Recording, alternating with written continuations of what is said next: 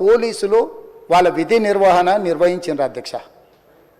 ఎప్పుడైతే అతను పోలీస్ స్టేషన్కు తీసుకెళ్ళిరో కొన్ని రాజకీయ పార్టీలు పైశాచికంగా ఎంత నీచంగా నన్ను తిట్టుకుంటా పోస్టులు పెట్టినరంటే, అంటే తెలంగాణ समाजంలో मलकपेट बलाला साहब के कॉन्स्टिट्यूंसी के वोटर है, उन लोग मलकपेट के छोटे नौकरी, उसका नौकरी अकबर साहब वो 30,000 नौकरी करता है, उसके परिवार में कोई कमाई नहीं है, एक एक टिकट 3,000 रुपये में खरीदा, वो बच्चा उनका फैन है बोल के उनके परिवार 12,000 रुपये रखकर 4 टिकट खरीद के पिक्चर को गए.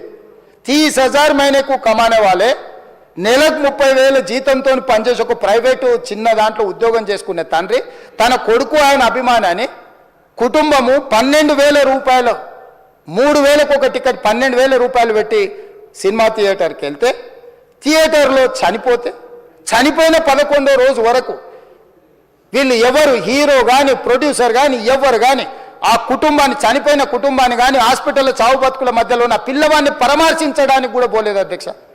ఇది ఏ రకమైన మానవత్వం అధ్యక్ష? నాకు అర్థం కాలే.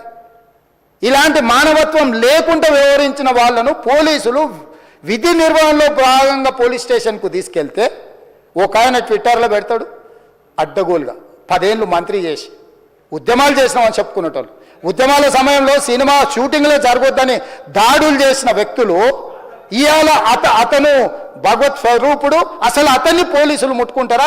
అసలు ఈ రాష్ట్రం ఏమైపోతుంది? రాష్ట్రం ఉంటుందా? ఈ రకంగా రాజకీయ పార్టీలు అధ్యక్ష, రాజకీయ పార్టీలు ప్రజాప్రతినిధులుగా చనిపోయిన ప్రాణాల విలువ లేకుండా చావుకు కారణమైన ప్రత్యక్షంగా పరోక్షంగా అయిన వాళ్ళని పోలీస్ స్టేషన్కు విచారించడానికి పిలిస్తే కూడా అది కూడా తప్పుపట్టి ప్రభుత్వాన్ని బద్నాం చేయాలి, ముఖ్యమంత్రిని తిట్టాలని ఎంత నీచమైన భాష వాడిన అధ్యక్ష. యూట్యూబ్లలో మీరు చూడండి. నాకేముంటుంది అధ్యక్ష? ఏంది ఆ సినిమాకు స్పెషల్ రిలాక్సేషన్స్ ఇచ్చి ఇవాళ సినిమా ఏదైతే వ్యాపారం చేసిందో సినీ పరిశ్రమను ప్రోత్సహించాలని మొదటి వారం అత్యధికంగా సినిమా ధరలతో టికెట్లు అమ్ముకోవడానికి, స్పెషల్ షోలు వేసుకోవడానికి, బెనిఫిట్ షోలు వేసుకోవడానికి ప్రత్యేకమైన అనుమతులు ఇచ్చింది నా ప్రభుత్వమే కదా, మా ప్రభుత్వమే అధ్యక్ష. సినీ పరిశ్రమను ప్రోత్సహించాలనే మా విధానం. ప్రోత్సహించే క్రమంలో తెలంగాణ ప్రజల ప్రాణాలను తీసుకోమనే, ప్రాణాలు తీసుకుంటే కూడా వాళ్ళని ఏమనొద్దానంటే మీరు లా చేయండి అధ్యక్ష. మరి స్టేట్కు లా అథారిటీ ఉందో లేదో నాకు తెలియదు, కానీ star, film star, super stars or political stars is having some special privilege. If they murdered anyone also we need not to prosecute or otherwise we need not to book any case against these personalities అని మనం మీరు చట్టం చేస్తా అంటే సినీ ప్రముఖులకు కానీ రాజకీయ ప్రముఖులకు కానీ స్టార్లని ఫీల్ అయ్యే వాళ్ళ పట్ల ప్రత్యేకమైన చట్టం ఉంటుంది, వాళ్ళ మీద కేసులు పెట్టొద్దని మీరు ఏమైనా చట్టం చేస్తే ఆ చట్టం అమలు చేస్తాం అధ్యక్ష. ఈ రోజున్న డాక్టర్ బాబాసాహెబ్ అంబేద్కర్ ఇచ్చిన చట్టం ప్రకారము దీనికి కారణమైన వాళ్ళను ప్రత్యక్షంగా పరోక్షంగా కారణమైన వాళ్ళందరి మీద కేసులు కట్టి పోలీసులు విచారణ చేయాల్సిందే, బాధితులను శిక్షించాల్సిందే అధ్యక్ష.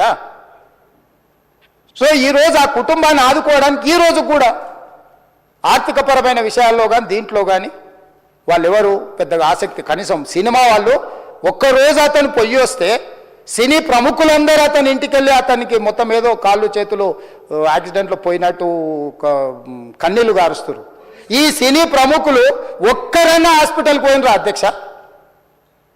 నేను సూటిగా తమ ద్వారా సినీ ప్రముఖులను నేను అడుగుతున్నా అధ్యక్ష.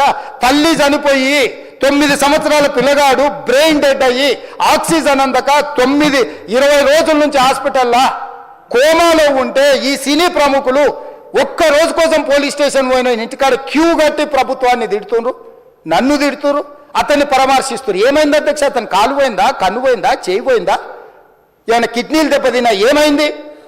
అతన్ని ఇంతమంది సినీ ప్రముఖులు పరామర్శించారు, కలిసిండ్రు, అభినందించారు, కానీ ఆ పిల్లగాన్ని కనీసమన్నా పరామర్శించడానికి సినీ ప్రముఖులు ముందుకు రాలేదంటే సినిమా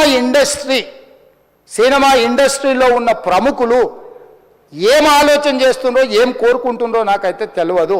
100% जो भी अकबरुद्दीन ओवैसी साहब ने जो मुद्दा उठाए वो मुद्दा के लिए मैं ये बात कह रहा हूँ, सचमुच बोल रहा हूँ, ये शर्म की बात है. 20 दिन के बाद भी एक दिन के लिए